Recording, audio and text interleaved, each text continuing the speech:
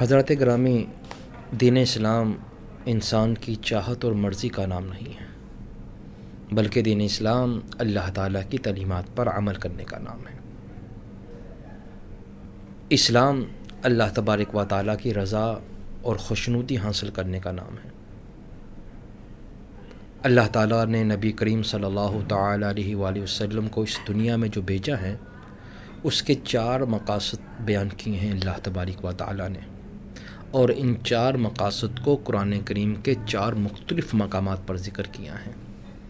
پہلے تو حضرت ابراہیم علیہ السلام کی وہ دعا ہے کہ جب آپ نے خانہ کعبہ تعمیر کیا تو وہاں پر حضرت ابراہیم علیہ الصلاۃ و تسلیمات عالیہ نے اللہ سے دعا کی تھی، ربنا وابعث فیہم رسولا، اے اللہ ہم میری نسل میں سے ایک ایسے رسول کو بھیجیے گا یتلو علیہم آیا ویزکیہم ویعلمہم الکتاب والحکمہ، جس کے اندر یہ 4 صفات پائی جاتی ہو: تلاوت قرآن کرتا ہو، حکمت کتاب کی تعلیم دیتا ہو، لوگوں کے نفوس کا تزکیہ کرتا ہو، اور کتاب کو کھول کھول کر بیان کرتا ہو۔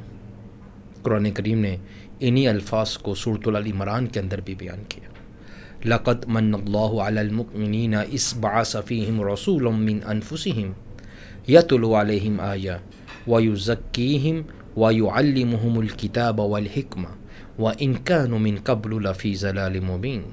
تحقیق اللہ تعالیٰ نے ایمان والوں پر بڑا رحم کیا ہے کہ خود انہی میں سے ایک رسول کو اٹھایا ہے جو ان پر ہماری آیات تلاوت کرتا ہے، انہیں کتاب کی تعلیم دیتا ہے، ان کے نفوس کا تزکیہ کرتا ہے، اور انہیں کتاب حکمت دیتا ہے۔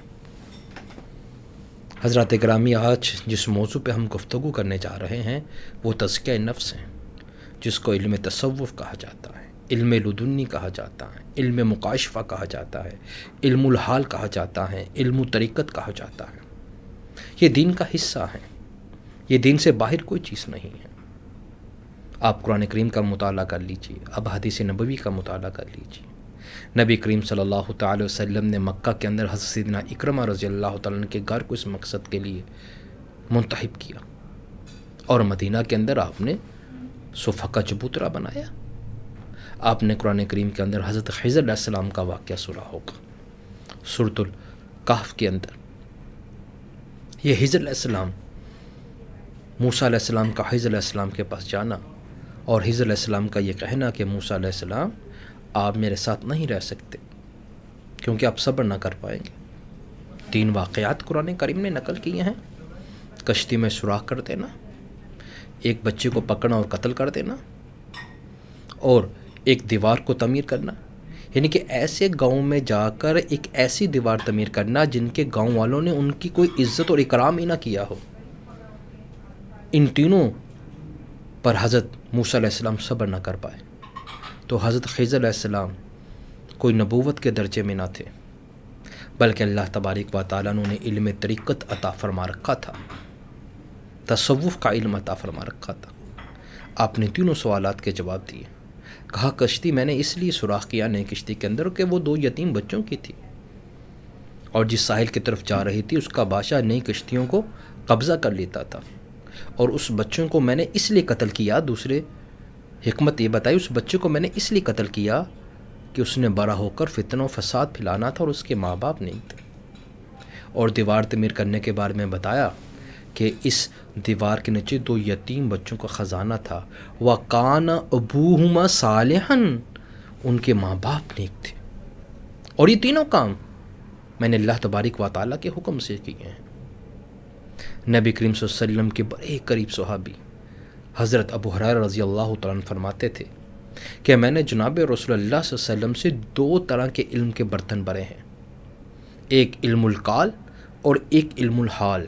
علم القال کا علم تو میں نے لوگوں پر ظاہر کر دیا، اور اگر میں علم الحال کا علم لوگوں پر ظاہر کرتا تو لوگ ابو ہریرہ کی گردن کو اس کے جسم سے جدا کر دیتے۔ تصوف دل کی دنیا کو پاک صاف کرنے کا نام ہے۔ بڑی مشہور و معروف حدیث ہے جس کو حدیث جبریل امین کہا جاتا ہے، کہ جب جبریل امین انسانی حالت میں جناب رسول صلی اللہ علیہ وسلم کے پاس آئے اور آ کر کچھ سوال کیے کہ آپ بتائیں اسلام کیا ہے، ایمان کیا ہے۔ اس کے راوی حضرت عمر بن خطاب رضی اللہ تعالیٰ عنہ ہیں۔ فرماتے ہیں کہ ایک شخص رسول اللہ صلی اللہ علیہ وسلم کے پاس آیا اور آ کر دوزانے ہو کر بیٹھ گیا اور اپنے ہاتھوں کو رسول اللہ علیہ وسلم کے کندھوں پہ رکھ لیا اور کہا اللہ کے رسول مجھے بتائیں اسلام کیا ہے، ایمان کیا ہے۔ ایک سوال اس نے یہ کیا کہ بتائیں احسان کیا ہے۔ آپ صلی اللہ علیہ وسلم فرمایا کہ تو اللہ کی عبادت اس طرح کرے کأن ترا، تو اللہ کو دیکھ رہا ہو۔ اگر اس پہ تمہارا یقین نہیں بنتا تو یہ تصور اپنے ساتھ رکھ کہ اللہ تبارک و تعالیٰ تجھے دیکھ رہا ہے۔ یہ علم الاحسان ہی علم تصوف ہے، یہ کوئی نئی چیز نہیں ہے۔ اس کے لیے بزرگوں نے بڑا کام کیا ہے۔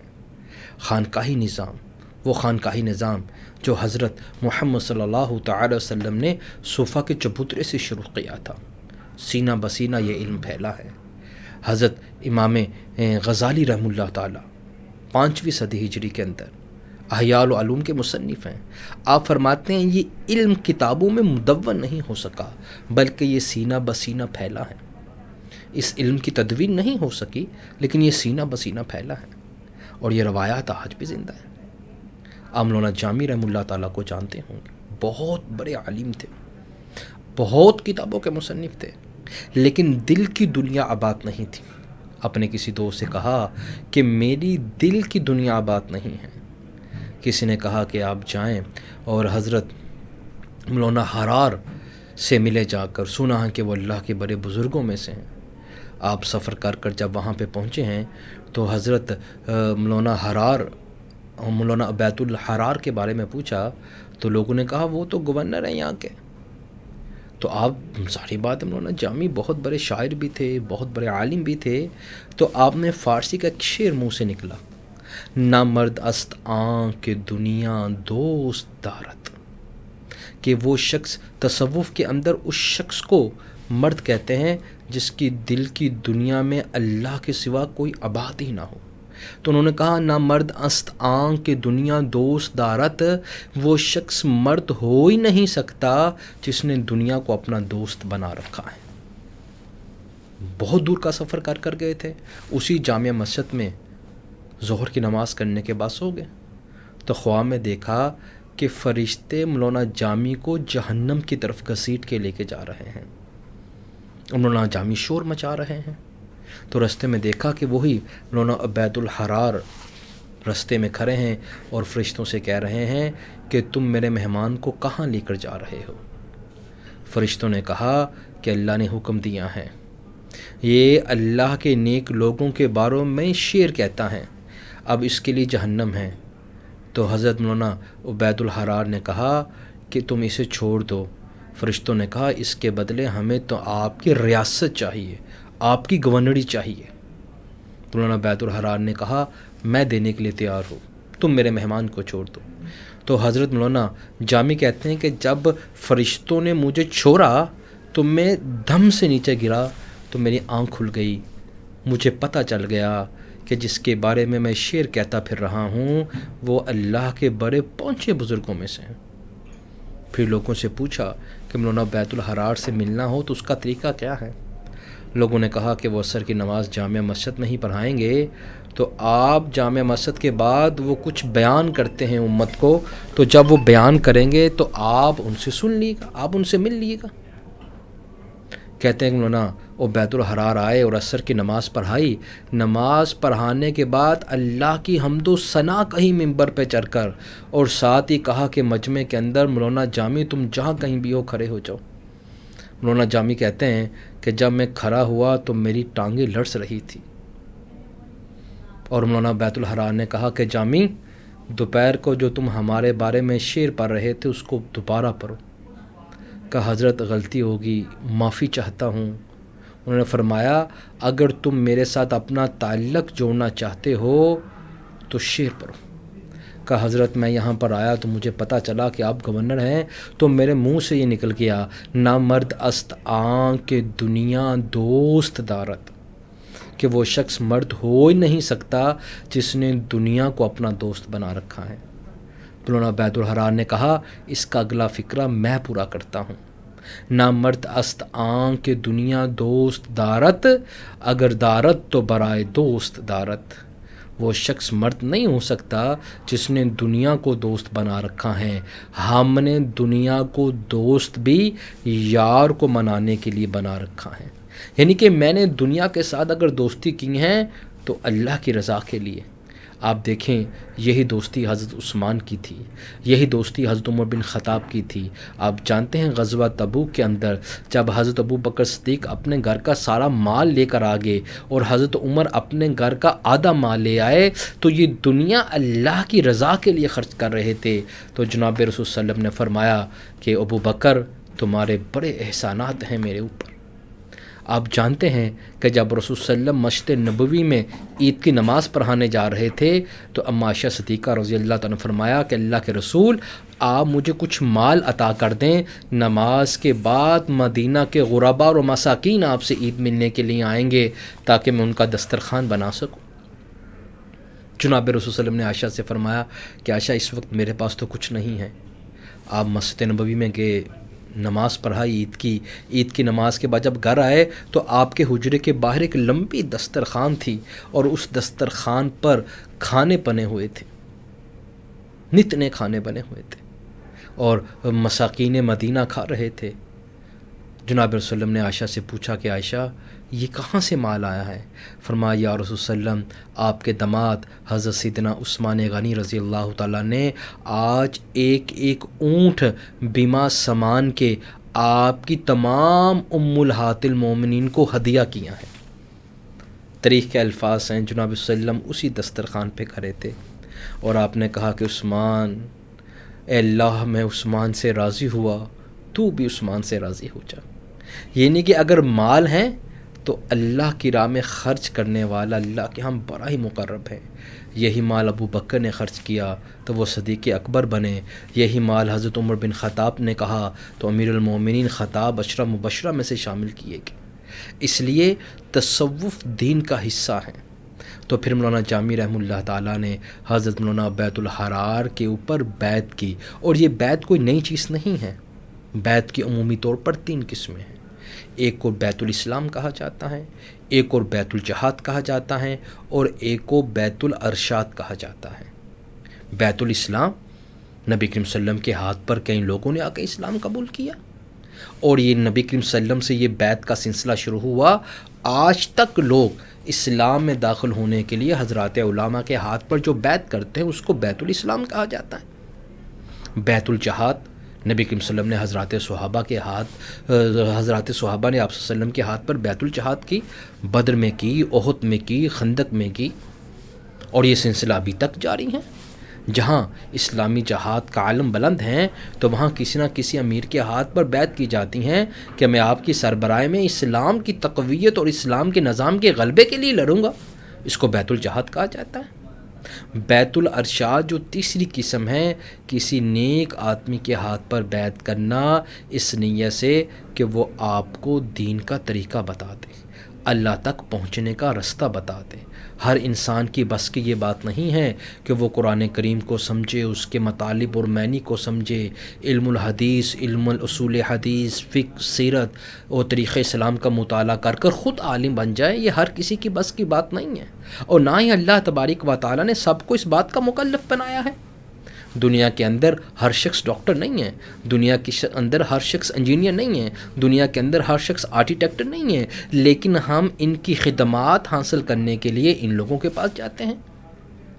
انگلش زبان مجھے بھی پڑھنی آتی ہیں, آپ لوگوں کو بھی پڑھنی آتی ہیں, لیکن انگلش زبان کی بنیاد پر آپ میڈیکل کی کتابیں پڑھ کر ڈاکٹر بنیں گے تو نہ جانے کتنے ہی قبرستان سجائیں گے.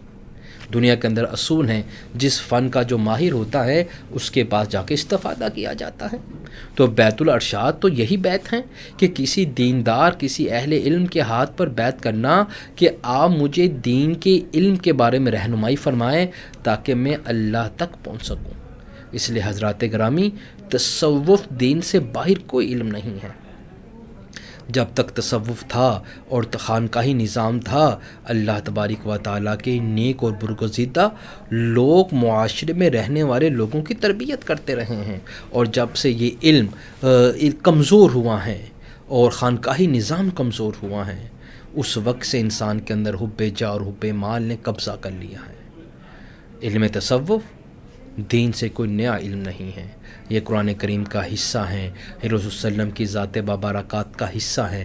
آپ مجھے بتائیں کہ جناب صلی اللہ علیہ وسلم نے حضرت سیدنا ابو بکر صدیق رضی اللہ تعالیٰ عنہ کو حضرت حنظلہ کے گھر صبح فجر کی نماز کے بعد بھیجا کہ جاؤ پوچھو حنظلہ فجر کی نماز کے لیے نہیں آیا، خیر ہے؟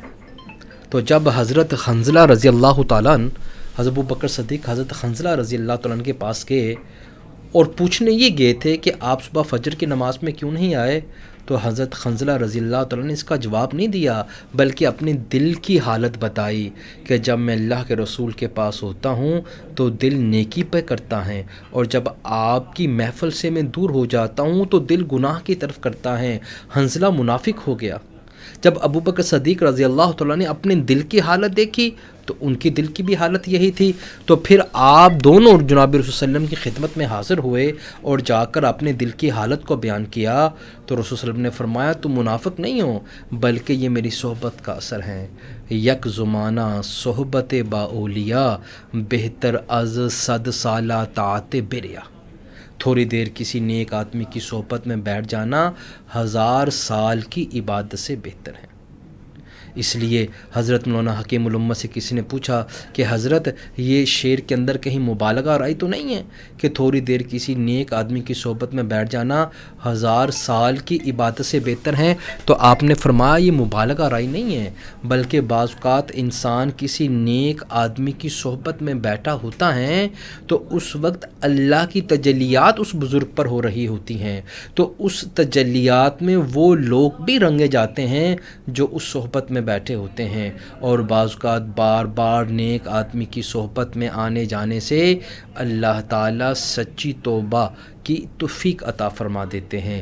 الا من تاب وآمن وعمل عملا صالحا فاولئک یبدل اللہ سیئاتہم حسنا وکان اللہ غفورا رحیما۔